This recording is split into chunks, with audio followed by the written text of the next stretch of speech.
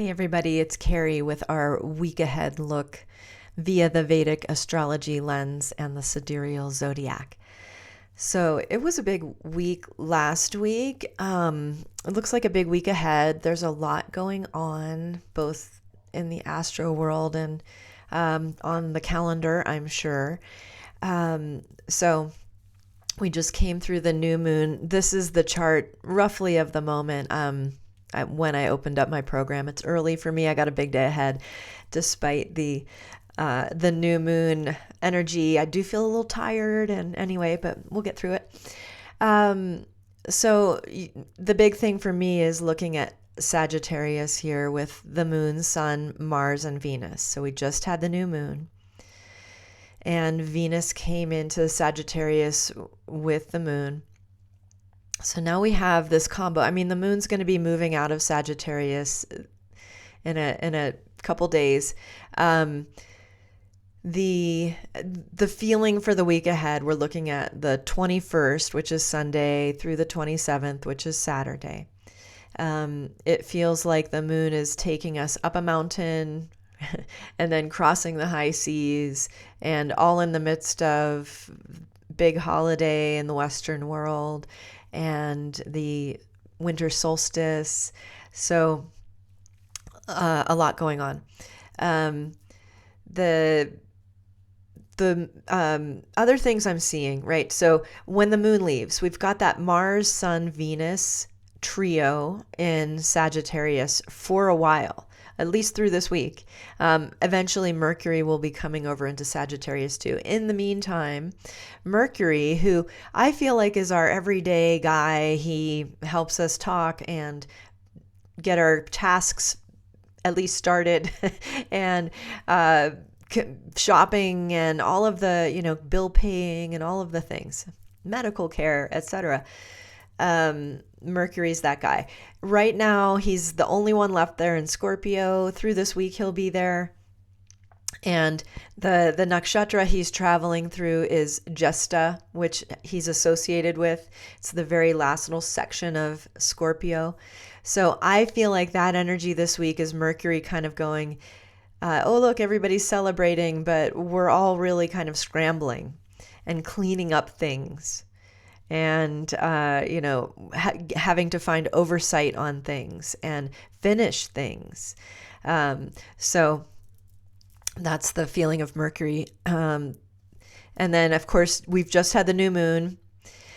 It will be waxing through the week. And then leaving that trio in Sagittarius, which I feel like is through this week and for some time. Strategy, creativity, and connection. Those are the three key words that come up. Another three are like power, union, and leadership. So, and Sagittarius itself is a Jupiter-ruled fire sign that is associated with adventure and expansion and spirituality and things getting to the next level. So that energy is starting to cook up at this point. So let's look day to day. I'll take you through. This will be Sunday, the 21st, which is the winter solstice. The moon is there still in Sagittarius, but it's advancing. That's Purvashada nakshatra, which is ruled and associated with Venus. And think of the feeling of flowing, right? So this is the first day of the week. The moon is starting to wax. Remember, Saturn and Jupiter are both bringing energy or aspect, as we say, into Sagittarius for a while. And so this really feels like at the new moon and at the solstice, like it's time to figure out what to take with us going forward. We can't take everything. Even Saturn up there in Pisces is reminding us of all of that. There's a big ending of a cycle. Pisces is the last sign of the zodiac. Saturn is going to be there through 2026 into 2027. So it really feels like we're in a few years here of like really ending a big cycle, and we're in the middle of it. Things don't happen so fast and instantly all the time.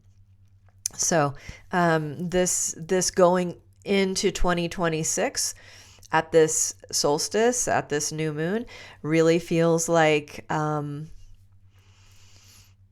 of a big year, big starts, big ends, all of that. So Sunday, we're in Purvashada moon. We've got all of those planets there in the Mula nakshatra, which is Ketu's association. Ketu is kind of associated with not being able to see and not knowing which way to go. But it's great for intuition. So it's a good day to sit down and look inside, find your direction, and then we'll figure out how to get there as the days go by. So this is Monday. Monday, the moon has jumped over into Capricorn. That is the Capricorn side of Uttarashada nakshatra. It's a good day to do hard work, Monday.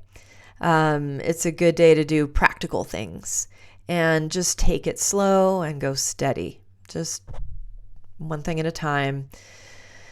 But yeah, that's what I would say for Monday. Tuesday, moon is still going to be in Capricorn, and it's getting a little stronger every day. Tuesday is Mars's day. And generally, I'd pick Mars Day to do hard work as well. So Monday's good, but also Tuesday is good. Just keep hammering away at those tasks at hand. Shravana nakshatra is really good for listening and being receptive. So even though it's a Mars day and it's a work day, remember that you count and you have to stop and eat and say when it's when. So there's that responsibility. When we're hardworking, we still have to feed ourselves and keep showing up the next day. So think about those things. And I will admit that, yes, this is the week before Christmas in the Western world and all over the world. So people are rushing to get those gifts and have everything be festive. Don't overwork yourself just to make things perfect. All right, let's go to the next day. This is Wednesday, the 24th. This is Christmas Eve. The moon is in Dhanishta. It's just you're seeing that it's up there with Rahu and Aquarius. So Dhanishta is the symbol is a drum. So again, just remember, keep your breath going, keep your rhythm. This is supposed to be fun, but there is a lot going on. You know, I talked about Shatabishak Nakshatra, I don't know, last week or 2 weeks ago, which is a really strong Rahu thing. And at least where I live, it has been so windy. I mean, crazy wind. And there's a lot of places in the US, at least, that I know of that have gotten a lot of wind. And I wonder if that's part of this Rahu and Shatabishak. Anyway, the moon on Wednesday is not quite there. It's Dhanishta.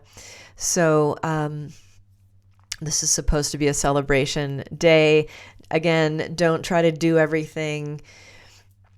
Anytime the moon gets into the zone with Rahu and or Saturn, which happens to be contiguous. So throughout 2026, there's going to be a week per month or 4 days really, where the moon, 4 or 5 days where the moon goes past Rahu and Saturn every week. Think about it. So as you're long-term planning yourself, realize that that particular time of month is going to be when moon is with Rahu. It's kind of like this is where we can go crazy in a good or bad way. Really good for innovation or making changes or think tanking or doing all those kind of outside the box mental processes. And then the moon going by Saturn is always a little bit of feeling of mental pressure or depression or feeling like you're not sure if you can make it. So it's dramatic. That's all I'm saying. And that's this week as we go through Christmas. So this is Christmas Eve. If you don't have things done by Tuesday, let it go. Just let it go and try to have fun. All right. Thursday is moon has gotten to where Rahu is in Shatabishak. I have in my notes written down help or be helped. So I guess what I'm saying is maybe don't isolate yourself on Christmas Day. Try to reach out, even if it's just a phone call or going out into your yard and talking to your neighbors. Just let it be a day for healing. Shatabishak Nakshatra is a lot about that. It's about dispersing all of the humanitarian energy and finding the medicine in just about anything. So this is, that's Christmas Day. Weirdly, I have written down too that it would be a great day for legal actions, but at least in the US, nobody's getting anything done. I say that because Jupiter is going to be aspecting into the moon Rahu zone there. So anyway, Merry Christmas on Thursday. Let's go to Friday. This is the 26th, the day after Christmas, Purva Bhadra moon. So that's a nakshatra that spans in between Aquarius and Pisces. So the moon will move from Aquarius to Pisces on Friday. And yeah, again, it's getting look at the almost exact aspect of Jupiter to the moon. So yeah, maybe Friday is your legal day, if proxy legal day for you, because you're still getting that Jupiter moon interaction. Oh, wow. I have a lot of notes written down for Friday.